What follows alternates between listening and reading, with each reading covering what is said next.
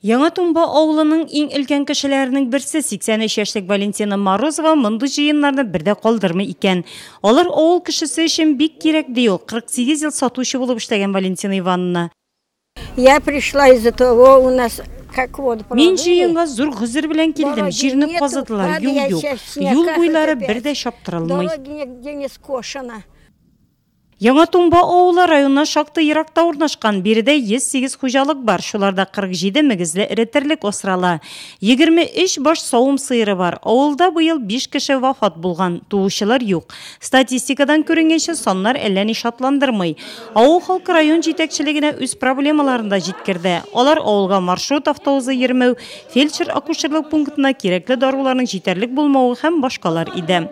В Темирликовском сельском поселении проживает зарегистрированный. Тимерлек авыл җирлегендә 622 кеше яши, 209 хуҗалык бар. Сайлауларга әзерләнәбез, кешеләрнең кәефе әйбәт. Авылда проблемалар була инде, әмма шишелми торганнары юк.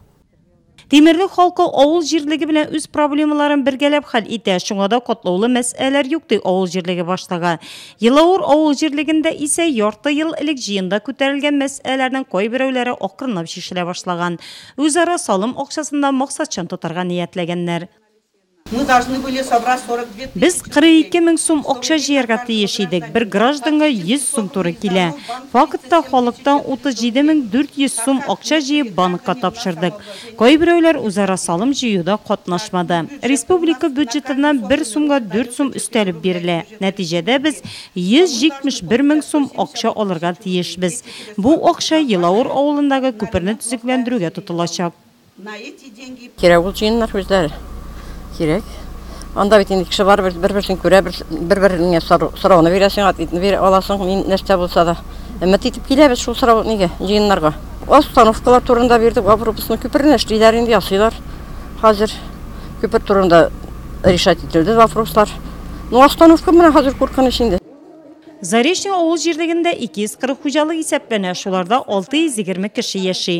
Урам баганаларына яктырткычлар кую, балалар ял лагерына керә торган юлны ремонтлауга кагылышлы сораулар яңгырады җыенда.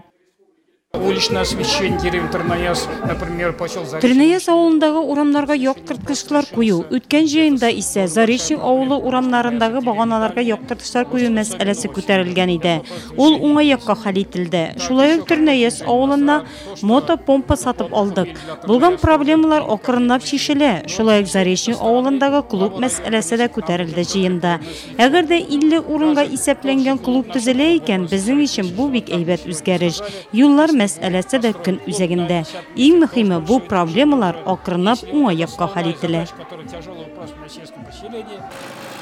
Шунысы игътибарга лаек, җыеннар елына 2 тапкыр үткәрелсә дә халык аларга теләп йөри. Чөнки монда алар үзләрен борчыган сорауларга район җитәкчеләренә җавап ала.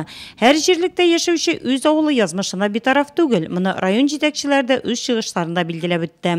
Һәр авыл җирлегендә республикабызда булачак мөһим вакыйгага Татарстан Республикасы президентын һәм җирле үзидарә органнарына сайлауларга бердәм тавыш бирү көненә әзерлек эшләре бара. Сайлау участоклары округлар буенча сайланачак депутатлар исемлеге билгеләнә. Безнең Октябрь авылында халык белә сайлаулар турында. Алар барсы да киләләр. Бик инвалид табиб бабайларга гына үсебез барабыз. Авыл кешесе бу сайлауларның мөһимлеген аңлый. Валентина Морозова өлкән яшьтә булуына карамастан, башка еллардагы кебек үк быел да сайлауларда катнашырга ниятли.